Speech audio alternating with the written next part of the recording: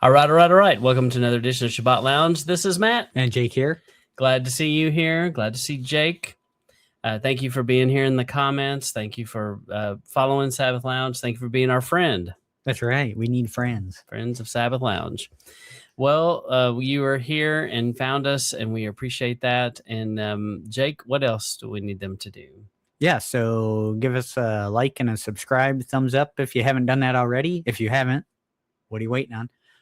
Also, share it with friends and go ahead and check out Sabbath Lounge, the website, sabbathlounge.com, and check out all the items there. Matt posts blogs, things there, right? Mm-hmm. And then there's Matt's book is there, and you can go there and get a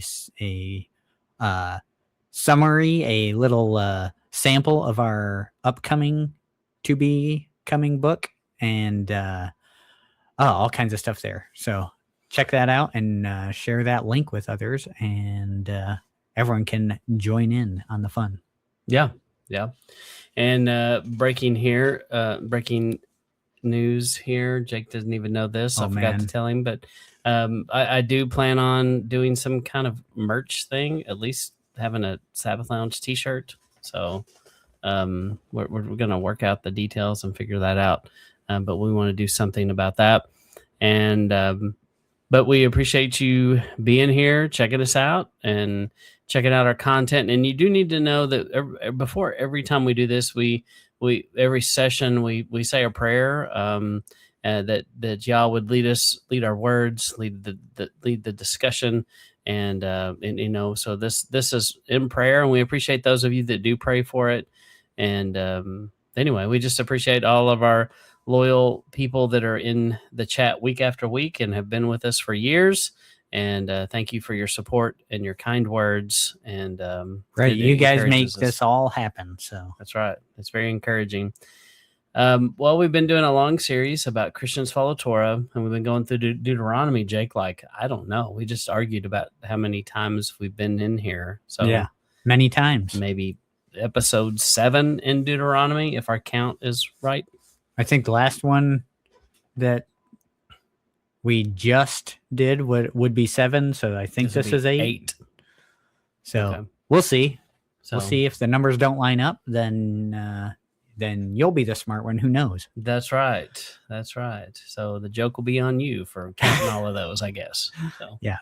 But we've been in it for a minute, and Deuteronomy is such a beautiful book. If you've done the Torah for any length of time, I don't know anybody that doesn't fall in love with Deuteronomy because of it's such a precious book, and so many great truths are found in here. And it's almost like the entire book of Deuteronomy is a book that everyone can agree on, that both Christians and Torah observant folks can find a lot of common ground here. Right. So that's kind of the idea for this series is, find some common ground with our roots in, like, our Matt and my specific roots of growing up in the church, and a church that did have the love of Yah in their hearts, and preached it and taught it. And, our families raised us up with a love for scripture. And so that kind of got us going on the path that Yah continued us on. And so we don't want to burn those bridges, and gives us a place of common meeting to have good discussions, productive discussions, instead of just arguing and losing each other. So yeah. Well, we're glad you're here, and we're going to jump right into Deuteronomy. This is one of Jake's favorite pieces here, and one that he really enjoys. And so I'm going to let him kind of start us off here.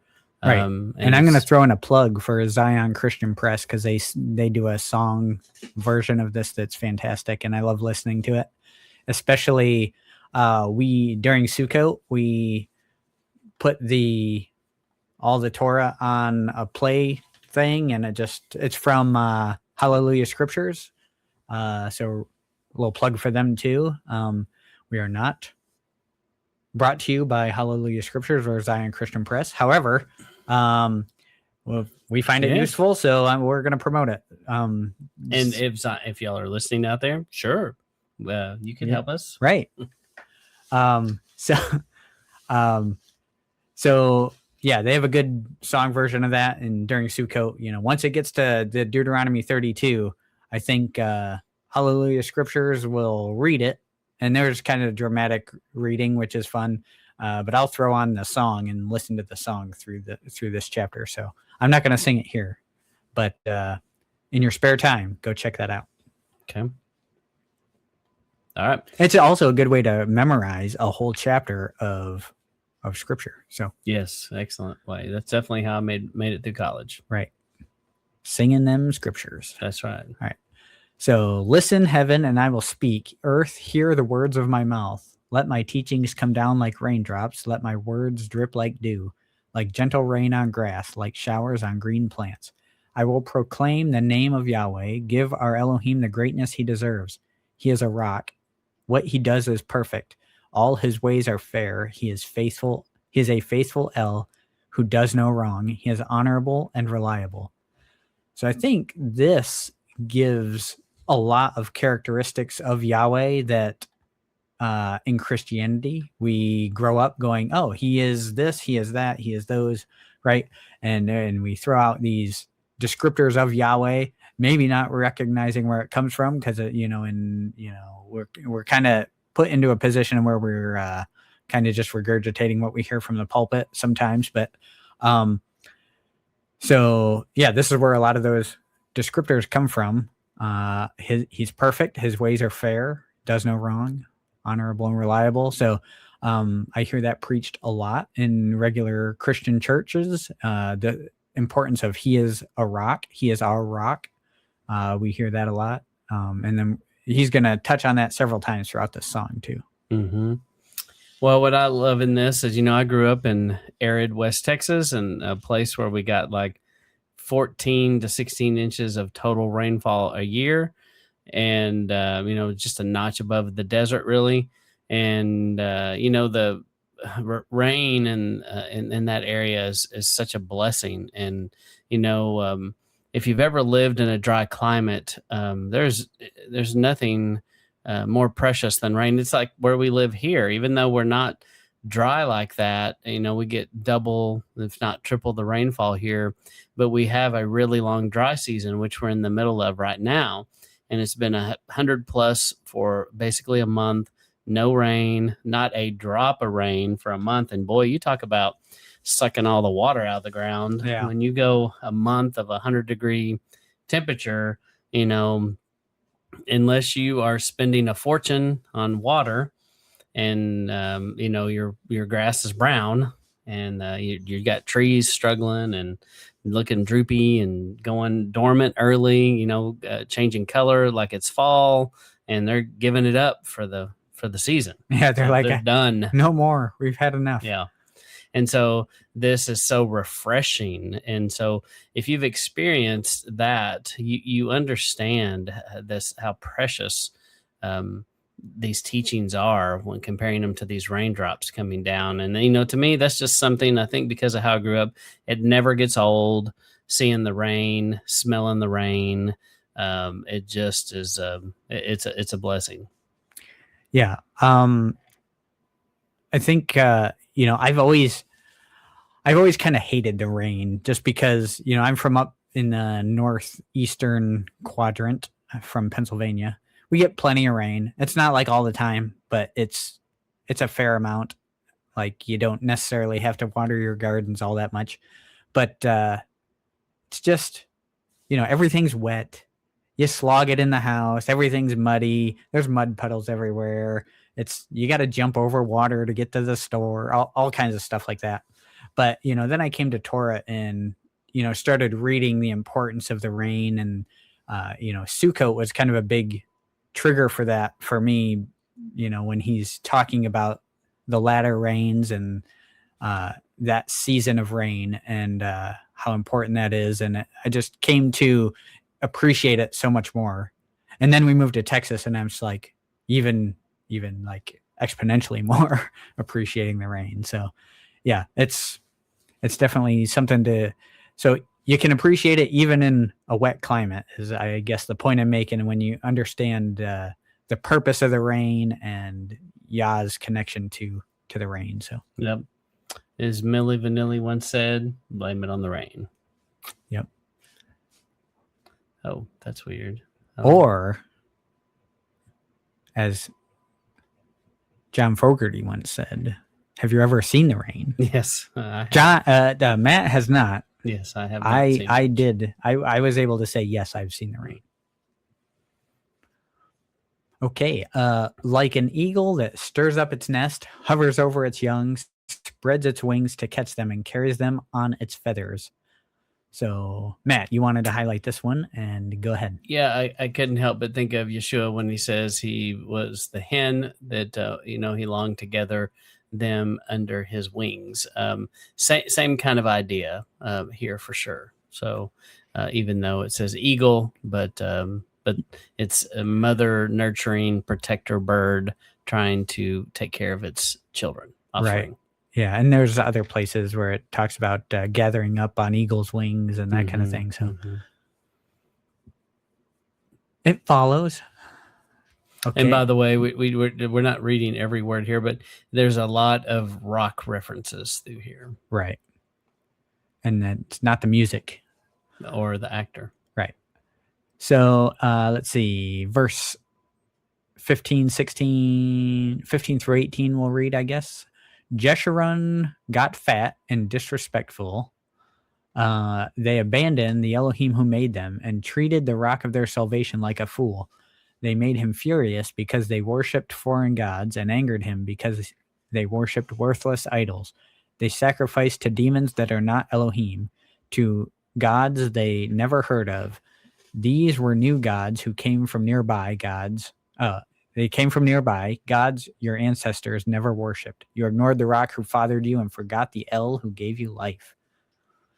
So yeah, this is, I think this phrase here in 15, the rock of their salvation, is in there on purpose.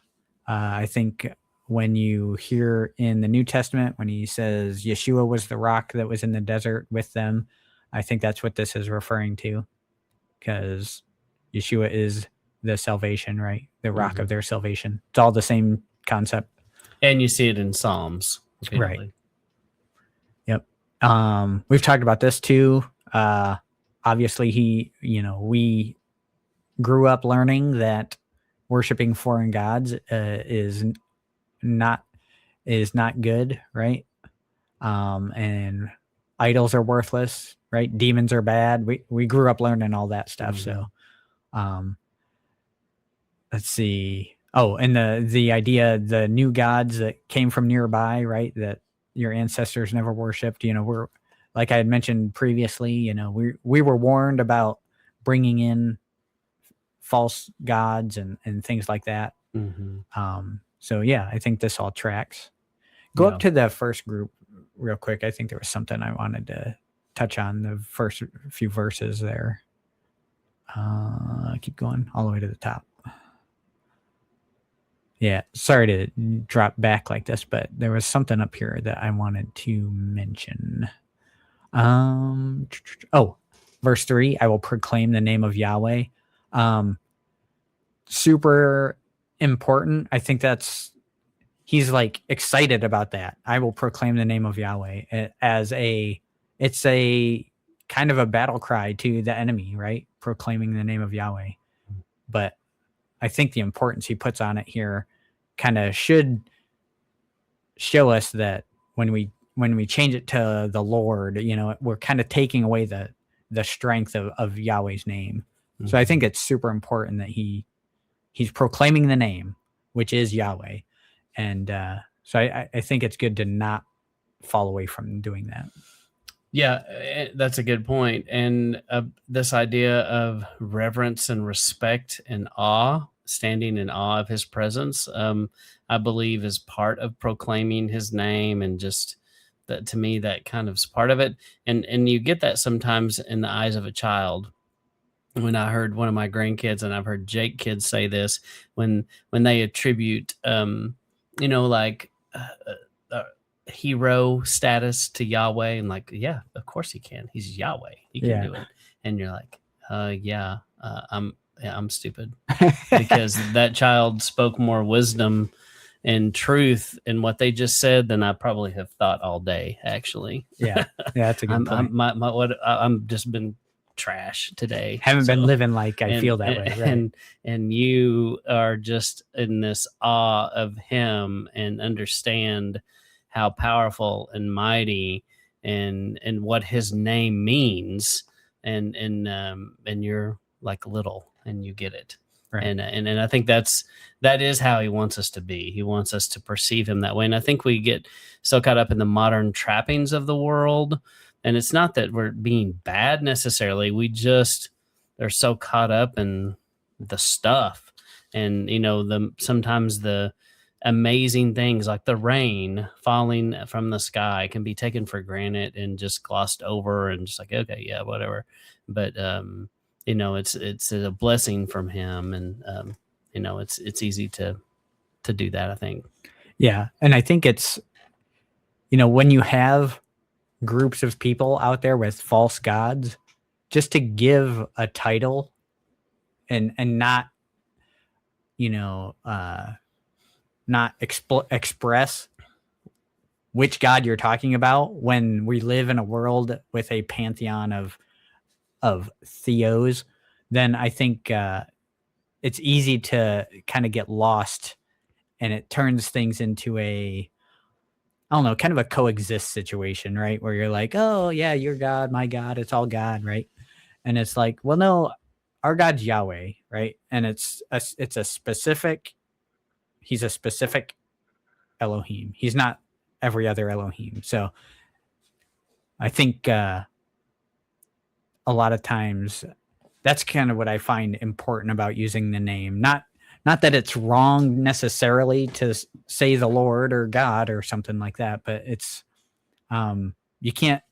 I don't think we should remove his name completely from our lexicon, because then I think we're kind of losing the power that can draw people to him, because they don't even know him, right? If they don't even know his name. Yeah. Yeah, that's a good point. And in some ways, as you were talking, it makes me think of, this is a very unfortunate thing to say, but I believe there's some truth in it, that if we're not careful, you know how we've seen this movement of the acronyms, the LGBTQ and all these things, all these acronyms. Sometimes we're like, what does that mean? What is that? I don't even know. Mm-hmm. And I don't want to know, honestly. But when you see all of these things come up, it can almost be like that for him. It can be so scattered. We make him all these other things instead of what he is. Yeah. In some way, if that makes sense of what I'm saying, that he's not. I see what you mean. You're kind of putting him at the same level as all the other. He's not all these different personalities. He is one true above all. Right. And it makes it kind of confusing, I think, when we do that. And there's a time in our walk we don't know that's confusing, but it is because he has a name and we're not using it. Yeah. He's got a pronoun and we're not using the right one. Yeah. Because names matter. It does matter. Okay, let me get it back on the right thing here. Oh, there it is. And we got solid rock again. It's just, there's rocks there. So, just that word is all through this. Yep. Okay. Yeah, we did this one. So here, verse 22, my anger has started a fire that will burn to the depths of hell. It will consume the earth and its crops and set the foundations of the mountains on fire. I'll just read through the rest of these too. I will bring one disaster after another on them. I will use all my arrows on them. They will be starved by famines and ravaged by pestilence and deadly epidemics. Yeah, as soon as we read that a while ago, I was like, that's interesting. That reminded me of COVID a little bit. Yeah, and we've had this throughout the ages, right? Mm-hmm. And then the fire and the consuming the earth and all this stuff. That's all stuff you would read in Revelation, right? Mm-hmm. Yeah. And all things that have happened throughout the ages in, micro scale, like around the world anyway. And we see time. We see this coming in Revelation when he's going to burn it all up. And we even talked about that on we did a thing about climate change, and we were like, climate change could be a real thing, but it's has nothing to do with what they say. It's all about our sin. Man's sin is bringing this judgment upon the world. It is not our hairspray or our fossil fuels. Well, Matt, with how much hairspray you use. That's right. I've been known to use a lot. So just kind of a cloud. So mostly for the potato guns, but yeah. Mm-hmm. All right. And again, their rock isn't like our rock. Even our enemies will agree with this. So I think you wanted to say something about that, or did you already? Yeah, it's. I think it's kind of funny here. The enemies agree with this, that our rock is not like their rock. I know. I like how my collar was all messed up, Matt. Why didn't you tell me? All day, probably. Oh my gosh. Good night. Okay. We get recut. We'll restart. We'll fix this in post. So what's kind of funny is that you'll have, I think a lot of like Muslim religion would try to equate our God with their God, right? Kind of thing. That's why it's important that we use Yahweh as a phrase, because there's people out there trying to equate them. But I think anyone who's actually serious about their faith knows there's a difference, right? And I don't think they're necessarily being honest if they're saying that we're talking about the same Elohim, right? I think their rock is not like our rock. Yeah, for sure. Yeah, that's a good point.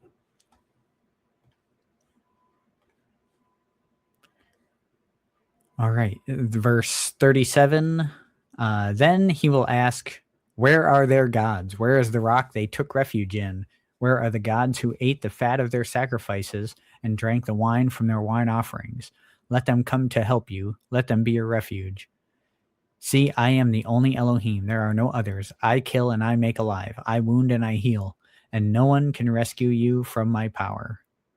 That is so... I love verse 38 there. Hey, those gods that brought you out of trouble there, they saved you. You're going to lean on them? Go ahead. Ask them for help. Let them come save you. Yeah. It shows that Yahweh has kind of a snarky attitude toward them sometimes. It's like, yeah, they helped you, right? Mm-hmm. Yeah. Call on them. Go ahead. Yeah. And it reminds me of Paul when he's talking about in front of the unknown God, and he's kind of making the same kind of references, like, "Oh, you're going to pray to this thing, and let's see if it can help you." And this thing is worthless; it's useless. And he kind of echoes the same kind of idea, right? He kind of, mocks their thing, saying, "No, this is silly.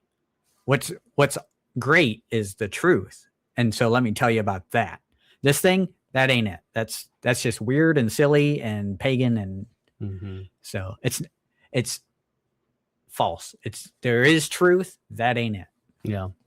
And then this 39, this is very humbling. This is kind of him putting everybody in their place, going, yeah, I kill, I make alive, I wound, I heal. And, that's tough, but it's true. Those are things he does. And so years ago, one of my Christian normie friends, he had this idea, and I believe he was right about it. He said, it's hard to understand life and death and when those things happen. And he said he feels like all day long, 24/7, our Father is up in heaven, and all day long he's, in one hand, he's receiving people dying, coming back to him, and on the other hand, he's putting new life on the earth. It's just all day long. The souls are coming and they're leaving. And, that's, I always thought that was a pretty interesting concept. I hadn't thought about that. And if as many people are on the planet, that's actually probably constant. That's a lot of stuff happening all at once. And it's just kind of, that's only one thing he's doing. Yeah. That's just mind boggling to think that you could, that he can handle all of that plus everything else. Almost like a ladder where things are going up and down. Yeah. At the same time. Yeah. Curious. Yeah. This here is, I heard a teaching a while, like, I don't know, years ago now, from Michael Oman about this, see, I am the only Elohim, there are no others, and how, he's a relational being, right? Like we are. How lonely that would be to be the only one, And so to kind of relate to that in him, sometimes I think is important to recognize that being that the only thing, the only one, it can be a lonely place. And so talk to Yah. He's alone, Yeah.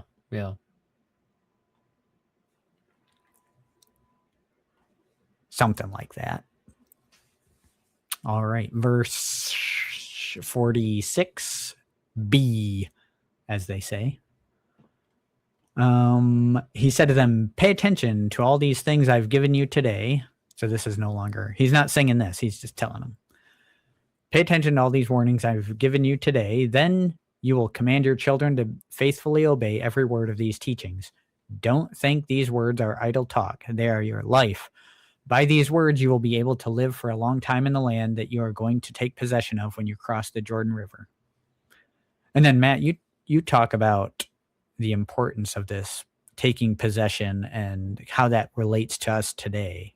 Do you want to talk about that a little bit? Yeah, I mean, it's a ongoing. I believe most of that has to do with taking possession of our heart, our mind, our thoughts, the words that come out of our mouth, our actions. That's how we take possession of the territory that Yah has given us, and even literally taking possession of your own home and making it a place of peace, making it a place where He is invited in and He reigns and lives in your house. And that is something you have to actively do, because if you don't actively do it, some other entity may set up shop in there, and that's not good. But it is something you have to actively work on. Yeah, that's a good point. Especially when you have these devices that are not good, working against you in the background all the time. Yeah. And that made me think of earlier, I had mentioned the secular world, but in reality, there's no such thing as the secular world. It's right. Someone will rule and someone will always be worshipped, right? And so it's who are you putting that rule, that authority into, and who are you giving that authority to? Right. There's every I've heard it put that, every civilization is a theocracy. It just depends on who you're considering the theo in your theocracy. Right. That's why, I appreciate how America shows that, no, the government isn't your theo. They're not the thing. They answer to a higher thing, which is Yahweh. So I like that they kind of instilled that in the founding. And so at least in that sense, we're supposedly putting our theocracy pointing to the right thing, whereas a lot of places it's the government is their theo. So it's kind of an important point to remember is that there is no such thing as secular. It's either Yahweh or it's not, and that's a theological argument. Yeah, that's good.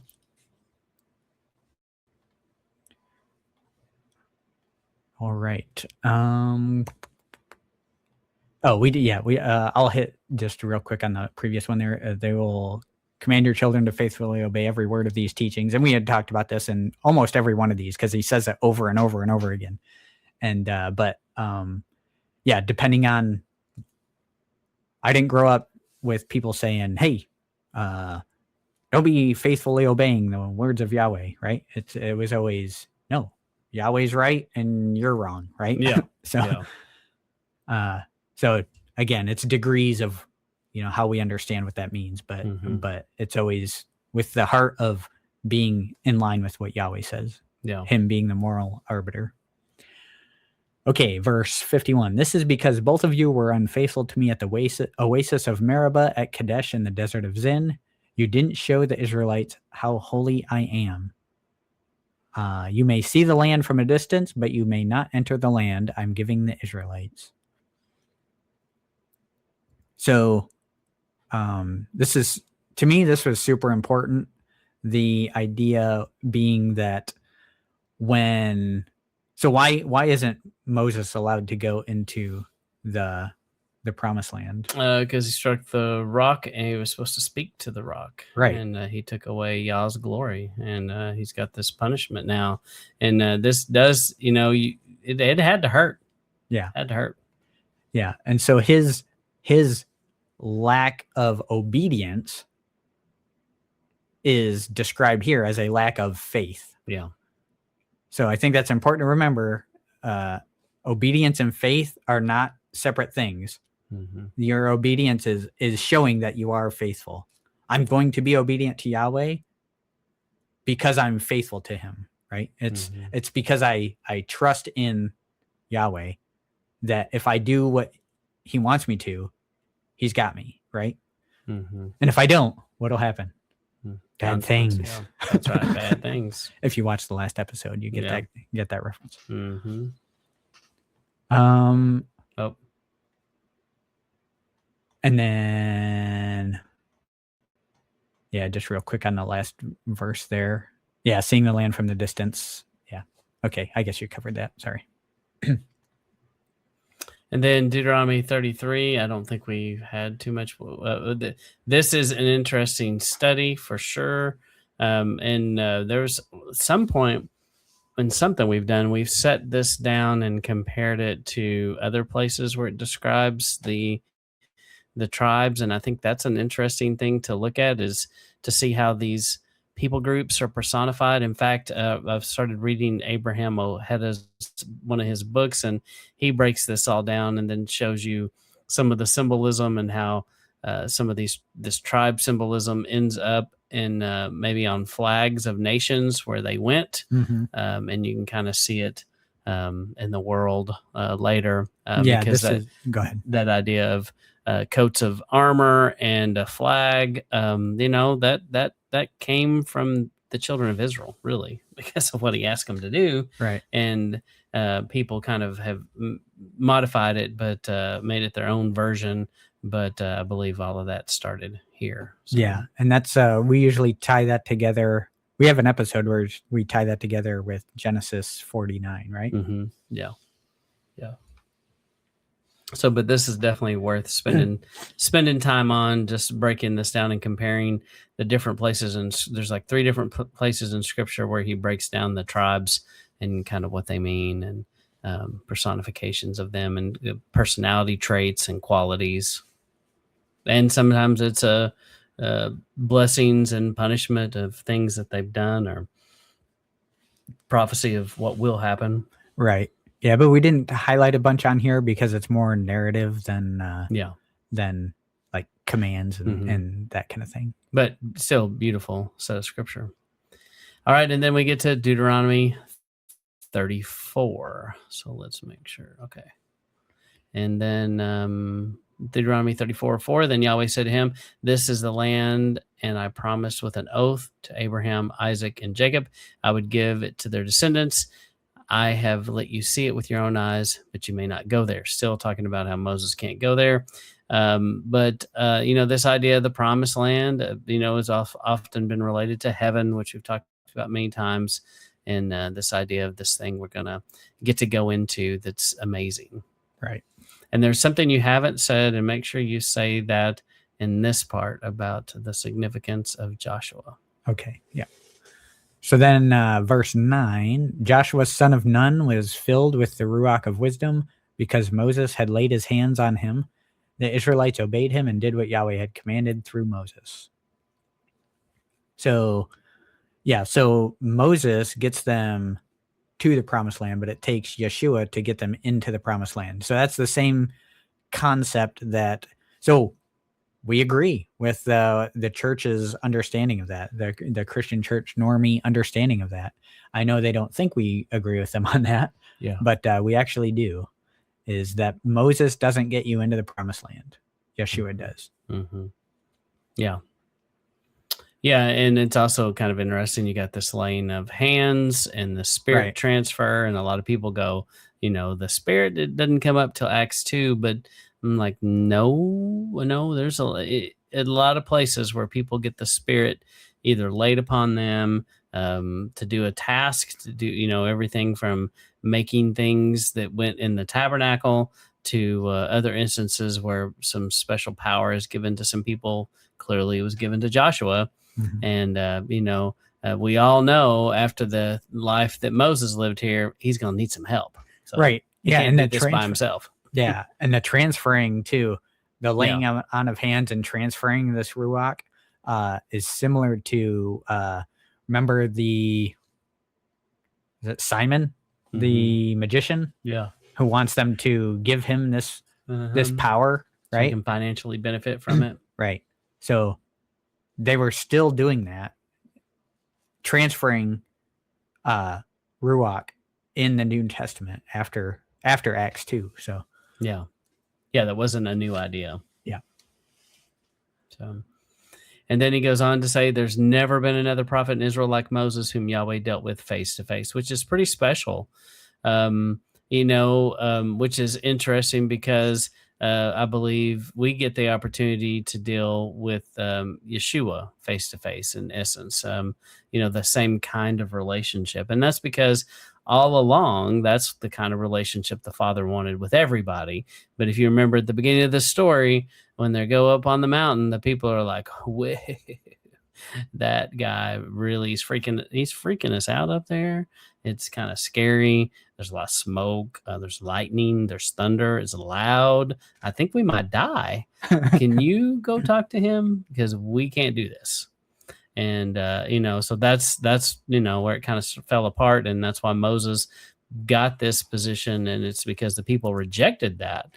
And they could have had that if they would have wanted to, but they weren't ready. And I think it just honestly was where they were, and they weren't ready for it. So they got the leadership and the things they deserved because that's where they were. Right. Yeah. And then just to point out, I don't think Moses wrote that Moses died. Probably Joshua would probably finish that up for him. Yeah. Because it does look like in that last chapter or one of those last ones, it kind of looks like that's Moses kind of, I'm done here. Signing out, yeah. And so, it makes sense that he couldn't say that at the end. Yeah, but some people will take this and say, see, Moses didn't write this. It's like, and they'll like cancel out the whole book being associated with Moses writing just because, well, he can't write about his own death. Yeah. Okay, well, let's use some sense here. And then, that does lead to the end of the Deuteronomy series here. And then how do you sum this up, Jake? This has been like a marathon with so many episodes. It all started, really, the first one of these was 2-3 years ago when we did one, and we just have added to it greatly. But how do we summarize this, or do we? So the summary, I think, to this is kind of how we start every episode of this is that we have a lot more in common with our Christian heritage than maybe we thought, or maybe we want to admit, and it's not worth throwing everything out like that in order to come across as more pious or whatever. But the point being, we have a lot in common, and it should be a good place to start conversations with people. So just recognize that and don't get lost in the differences so much that will come, right? You know, the Mhm. differences will come out. Mhm. But what's the saying? People don't care what you know until they know that you care, kind of thing. Yeah. So if you're throwing people out for not understanding the Sabbath, now, you know, when people like just flat out know and reject, that's one thing. But that's not the kind of things that we're really dealing with. We're talking about people who care about Yahweh and care about the scriptures and enjoy reasoning together and understand that iron sharpens iron. And so we're going to be the same. Iron sharpens iron means you're the same in a lot of ways, right? Yeah, and I think back of especially so many older people that I knew growing up in the church, and they definitely weren't perfect, but so many of the little old ladies were so generous and kind, and would do anything for you. They you know, and you're also seeing them at the end of their life, and they've developed this. You know, they weren't always that way, but they learn through time and life experiences and their walk with the Lord how to be like that. But we can all think of some, it might be your own grandmother or some little old lady in the church that was always there, always helpful, always praying, and sincere and very fervent in their faith, and their fruits were how you know them. Right. You'll know them by their fruits, not their perfect theology, right? Yeah, and so, and you didn't even necessarily always go to them for that kind of conversation. Sometimes the wisdom spilled out of them, but you went to them because they were so nice and kind. You wanted to be with that. It's like a warm puppy, you know. It's like, how do you say no to that? You know, and so to me, that's an example of that that we see in people, and it's their fruits. You know, we learn a lot about people by the fruit, and so you know, so when somebody comes and they rant and they rave and they yell and scream, you know, look at the fruit in their life. And so, is there a time for that? I think there is. I think there's a time in all of our lives when maybe somebody's had to shake us a little, and we're like, okay. Yeah. You know, your parents have done it to you. You've had to do that kind of thing to your children at some point. It's kind of discipline, and sometimes we all need to be jolted back to that. But if that is like all that someone does, you know, that to me is not good. It's not mature fruit. It's not good fruit. It's kind of annoying.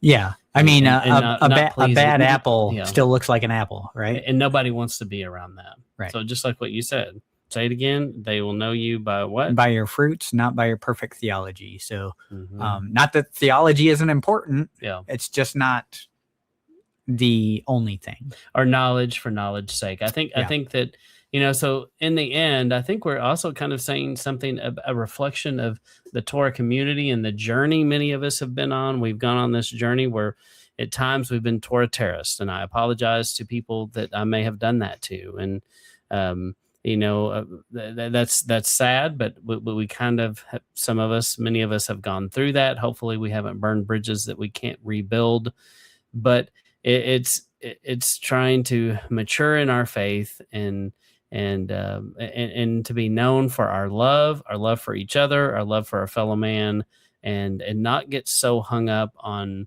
being right all the time and how everyone else is wrong, because there's not a lot of scripture that supports that kind of idea. In fact, there's a lot of idea where he's like, you're all wrong Right. and I am right.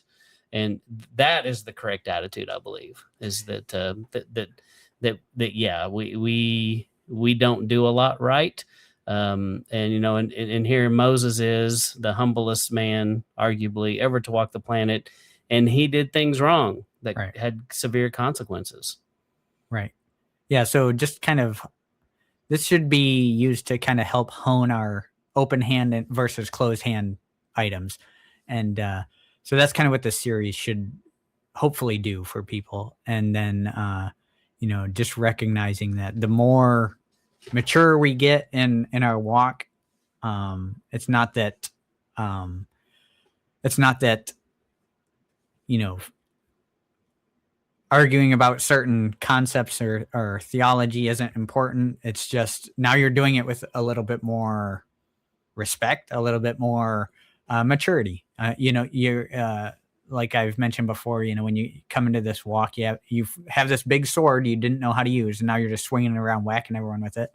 But now, you can actually spar with people now that you're mature, knowing when to actually have these discussions about your differences instead of bringing it up every time you talk with someone, or, there's a time for it. Mm-hmm. And knowing that is part of maturing in your walk, I think. Yeah, he is a relational being. He created us to be relational, and that relational it's supposed to be good, healthy relationships, not browbeating people, because nobody likes the browbeat. Right. Nobody wants to hear how wrong they are all the time. I mean, you don't hang out with people like that. Yeah, you walk away. You're like, see ya. I don't have time for that.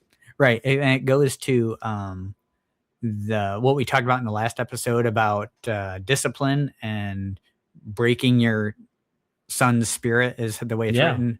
And you don't want to like in my case, I would bring this up to someone who was very influential to me, and I know that this person had a strong walk with Yah, and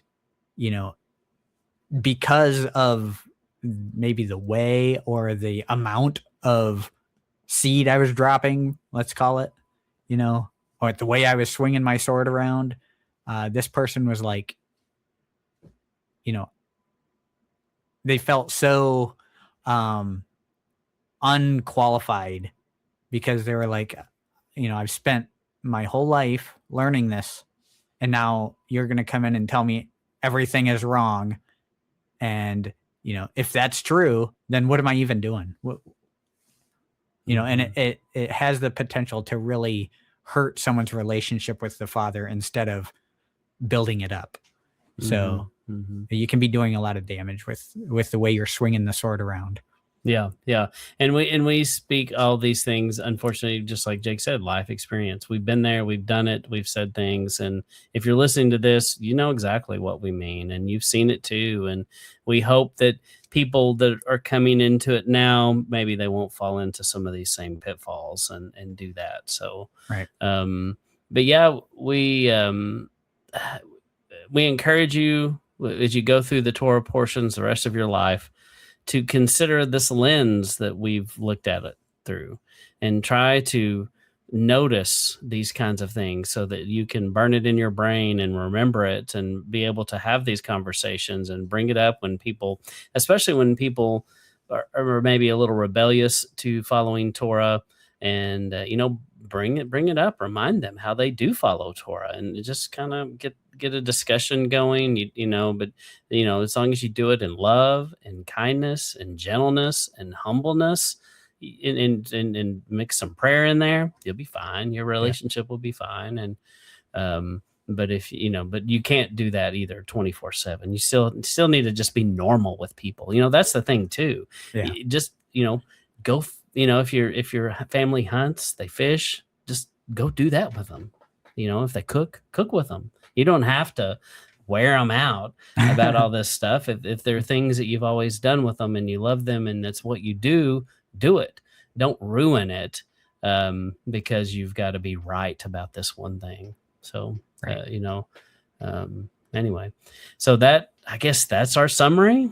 I don't know. Yeah, I guess. I mean, I think that's as good as you're going to get. Sorry for what you paid for. Yeah. No. But I think we hit a lot of good things there. I think that pretty much covers it. Yeah, maybe. Yeah. So we encourage you to check out the whole series, and if you have not, and this will live on the internet as long as I guess everything is allowed to be there forever. Yeah. And we appreciate comments, like, subscribe, share it with others, especially in like the whole Bible community. We encourage you to find other fellowships. Jake and I are finding out people around us are fellowshipping, and we're gonna reach out to a group near us who's also a Sabbath Lounge listener, and we're gonna set up a time on a Friday to meet with them over coffee, and we're gonna try to figure out how we can do some kind of combined service with people that we found on Whole Bible Community, right? WBC. And so I hope you can do that. I hope you can be encouraged by things like that. You're not alone. Even if you think you're alone, you probably aren't. And there's probably somebody that you could still fellowship with, even if they don't think exactly like you do. Because I think a lot of people feel isolated because they live in non-Bible Belt areas where they don't have many people. And there are some places that are very secular, but there's still a lot of places where you can find another spiritual Bible believing person that you could fellowship with. Right. So, but anyway, we appreciate everybody that's been along on the journey with us, and we hope to do some interviews next. We don't know exactly what comes next. And we ask you to be in prayer about those things, and we'll see what happens. Yep. So, well, this is I guess this is the end of this one, and this is Matt and Jake signing out.